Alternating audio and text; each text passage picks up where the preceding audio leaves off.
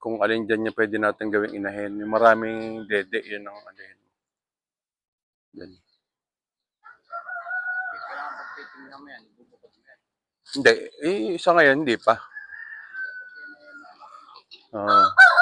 Bubukod na natin yan. Doon na natin dadalhin yan. Gagawa na tayo doon ng pwesto nila.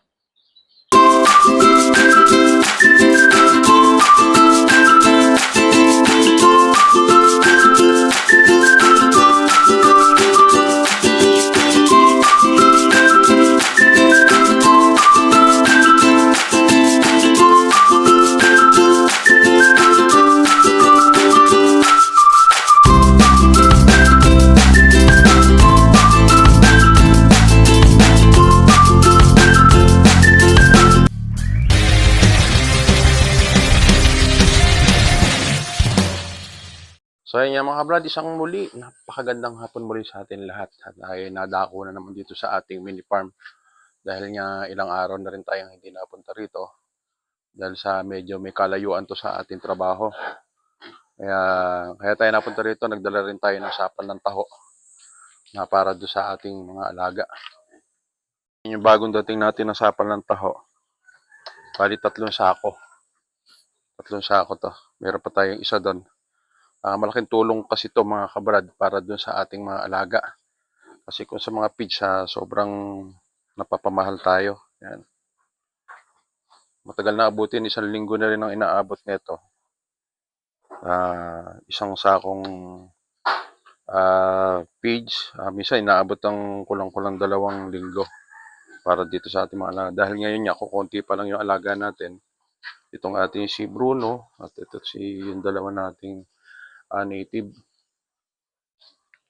Well, tingin mo si dito si Tisay. Ba yan?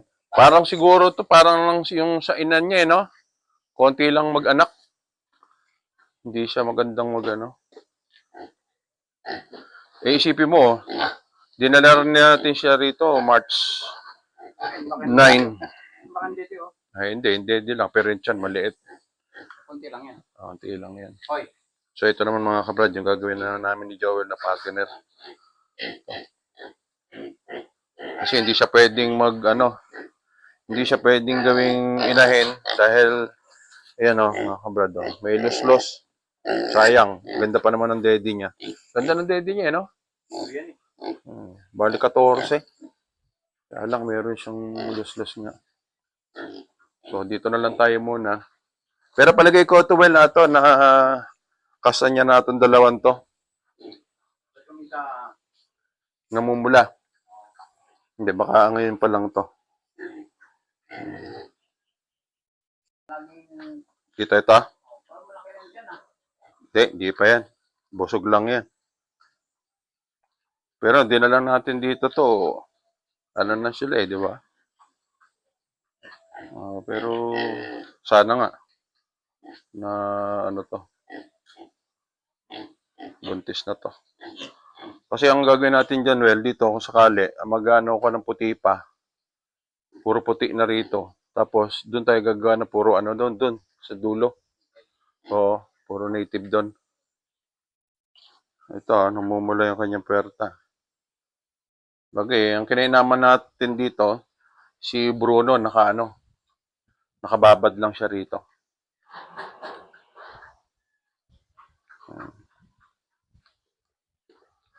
So, tingnan muna natin yung ating mga ginagawa rito.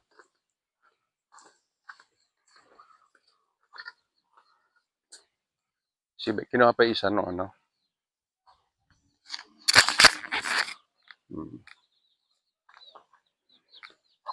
So, check ulit natin yung ating napakain na ni Joel.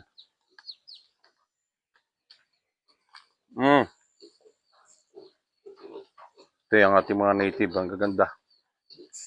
1 buwan, 2 buwan na lang to. Litsunin na to ng medyo, may labilab. Pero dito tayo, well, dito, mamili ka rito ng yung gagawing inahin kahit 3. Kahit mga 3, pwede tayong kumuha dyan. Pumili ka ng maganda yung dede. Tapos yung isang barako, itabi mo rin yun. Yung dalawa, kakapunin natin. Pero pipili tayo dyan ng medyo maganda-ganda yung ano, yung bayag niya.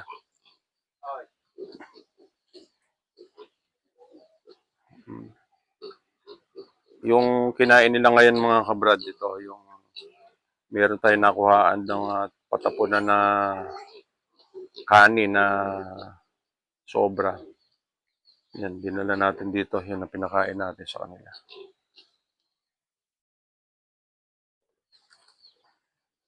Yan si Ben. Wala na doon, Ben, ah.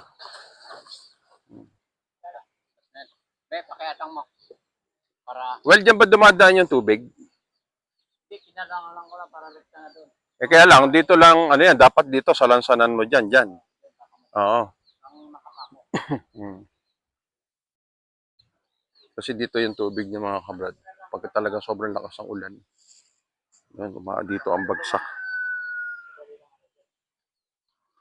Ang ganda ng mga sisiyo natin. Well, ito na ba yung sisiyo doon sa ano, Well? Yung nakakulong? Ito yung 12. Pinawala na ni Joel yung, ayan o. Yun yung mga kabrad dyan. Mabilis na maglalakihan niya. Dahil lang nakakain sila ng mga damo-damo.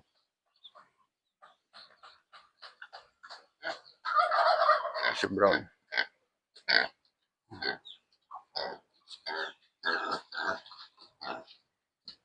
Okay lang kayo dyan.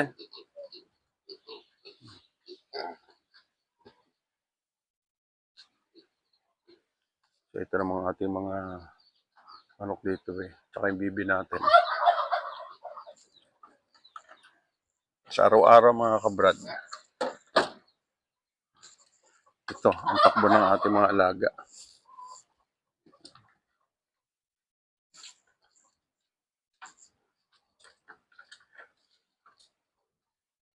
Oh, bumaba ka na naman. Ito yung Chinese chicken na ano. Bumaba na naman dito. Ito siya inuupuan niya. Ayan oh, napakaraming itlog. So, meron pa rito. Ito na, madami na ito. Malamang to. Hahalimhim na itong ating baby na to.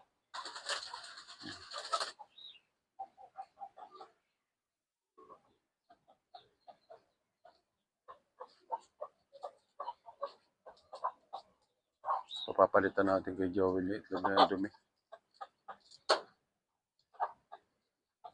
Ito, mahalimhim na to. Ayan. Ito kala ko, mahalimhim ka na. Yung mga pabo rin natin, mga kabrad. Ito, maghahalimhiman na to. Laki ng ating Rhode Island.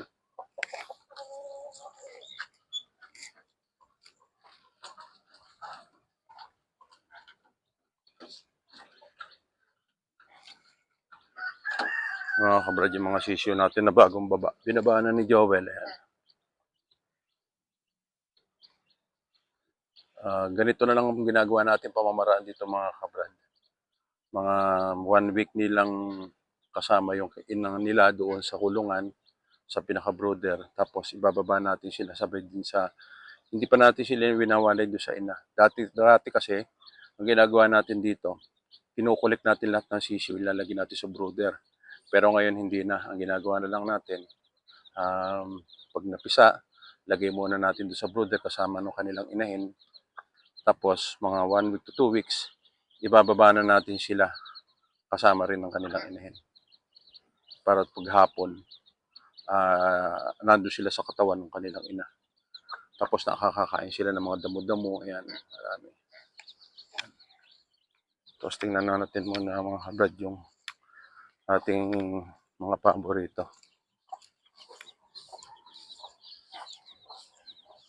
Buhay na buhay na yung ating malagay. Yun yung ating pabo. Kaya lang nagsasama.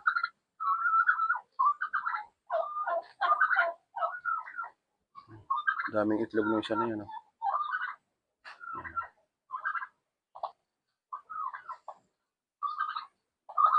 Yan na itong isa ng aagaw ng pwesto. Bagay, ang importante, hindi sila nababasa. Mm.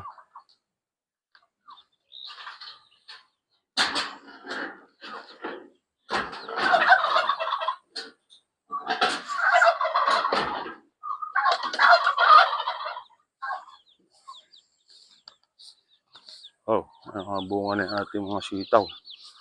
Ano, bunga na siya.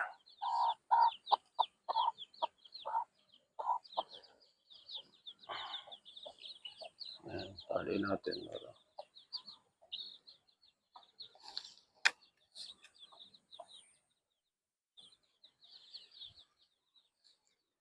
Okra natin na yun.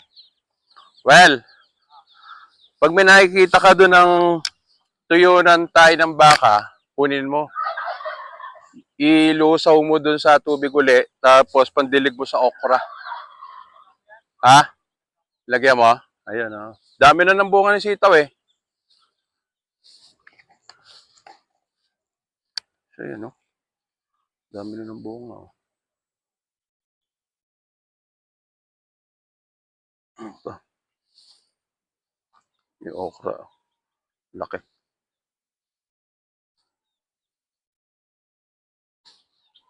Napit na tayong umani rito, mga kapre.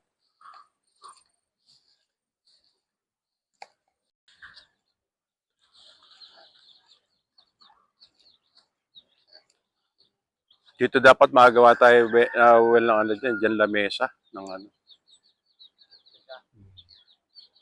Kailangan niya may araw. Dahil sa mga manok, no? Nakakita ka ng manok kumakain. Oo. Ito ba yung manggawel na yung malalaki bunga? Ito yun. Saan? Ah, yan. Isa pa. Sa dalawa. Ah. Dalawa. Ayun. Tatlo. Sumibol na naman. Pagka well, medyo ano, titingnan mo yung mga native na to. Kung alin dyan niya pwede natin gawing inahin. Yung maraming dede, yun ang alin. Yan. Kailangan pagtitingnan mo yan, bubukod mo yan.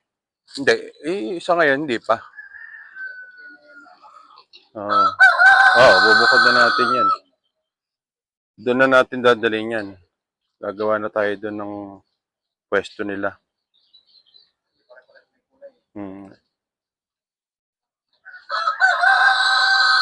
Ang ano nito, durok to eh.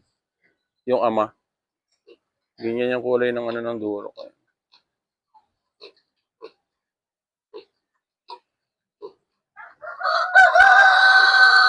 Sino mabel pag ano? Yung kung sa putik yan, mas lalong marami yung ano nila. Ito well, kaya lang dito ang ano ko, pinaliliguan mo sila sa tanghali. O kaya nga. Hindi, sa mga bandang alas 10. Oo, lagi yun. Kasi isa sa mga bagay na kumbaga kung bakit sila mabilis lumalaki, yung presko yung katawan. Kaya kailangan mga bandang alas 10, alas 9, paliguan mo silang lahat. Ha?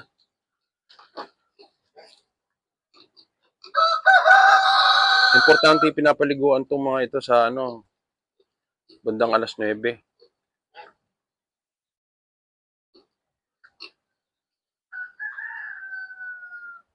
Tapos dapat well, doon ka nagpapakain sa ani, masanay sila. Doon sa may labangan. Kanin kasi yun. Kaya nga. Pagka hindi naman kanin. Kami alam din yung kanin. Oh, hugasan mo lang. Dinadapurak nila. Kaya nga. Yun dito, nanapisa na ba yung nandiyan manok dyan? Yan ba, may betrasin ba yung mga tubig nila? Hindi, sige, pabibiling ko ng ano, yung betrasin gold. Basta yun lahat well ng gano'n na inuminan natin, lalagyan mo yon kasi tag-ulan na. Andyan na yung ano nila, yung ubo, ay sipon. Yan, kailangan lahat ng mga inuminan natin, kolektahin mo. Tapos kahit dun sa mga malalaki natin, Oo, lalagyan mo na ng betrasin yan.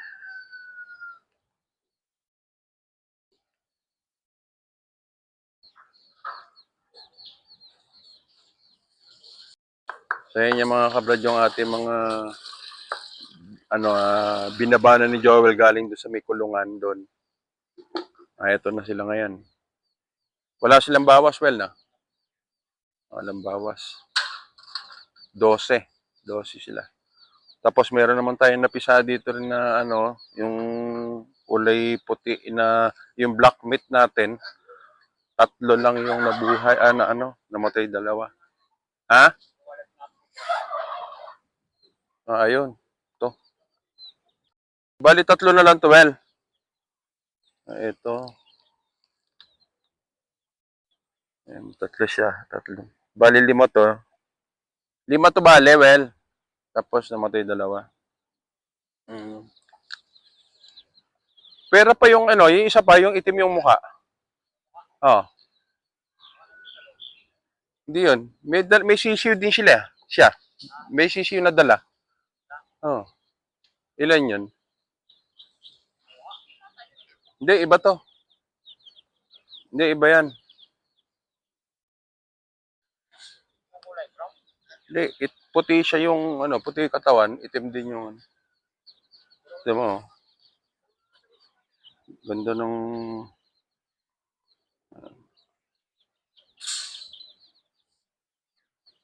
ito yung magandang mag-akay, no? Tatlo na silang brown yun.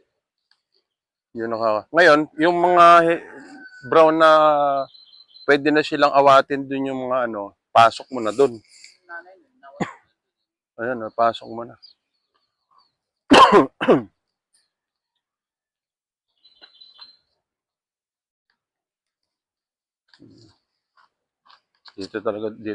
Dapat tayo, well, merong Ayan. Hindi sila pumapalik sa kulungan. Yung dalawa yun. Alala. Yung dosi niyan, pumapalik. Doon sa kulungan nila na yan.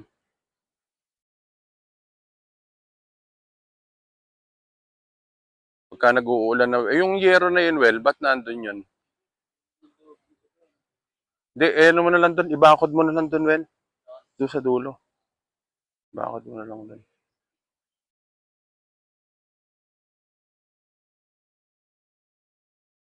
Pagka na lang talaga yung dire-diretso na yung ulan, tsaka na lang tayo, itong napier na ito, yan yung kakatingin na natin, itatanim na natin dyan, kakalat natin dyan.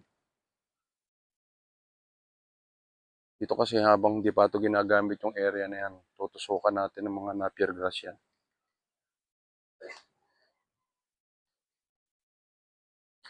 Ito ba 12 mm well? Yun, 10.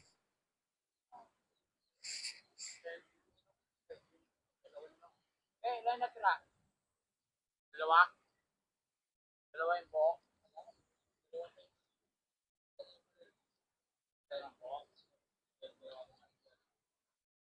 Sige.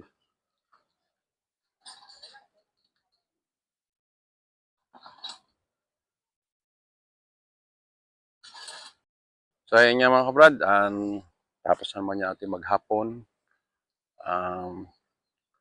Dumaan tayo saglit dito sa ating mini farm para tingnan yung ating mga alaga tsaka yung ginagawa natin doon na gagawin nating kubo. Yun, nabuhusan na ni Bea yung paikot ng biga. Ngayon, asintada naman gagawin natin doon. Ang susunod naman yun, well, ang yun yung buhangin. No? Kasi pagka bagay may harang naman na yan. Sa panahon ngayon, medyo mainit. Hindi umulan ngayon.